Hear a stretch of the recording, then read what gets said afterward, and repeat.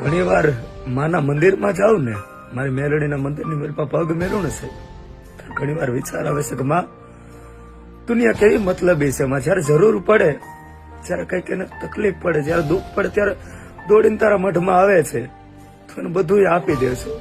ક્યારે નથી કે પૂછતી કે દીકરા તારે શું કરવું છે, ઓલાને શું જોવું છે, પણ માં તારે જરૂર હોય ત્યારે દુનિયા તને નથી પૂછતી. તને દુઃખ નથી લાગતું? દુનિયા એનો મતલબ કાઢીને વયો જાય છે, પણ જયારે તને કઈક થાય છે, તને દુઃખ પડે છે, ત્યારે તને કઈ નથી થતું. આટલી બધી દયાળી કેમ છો માં?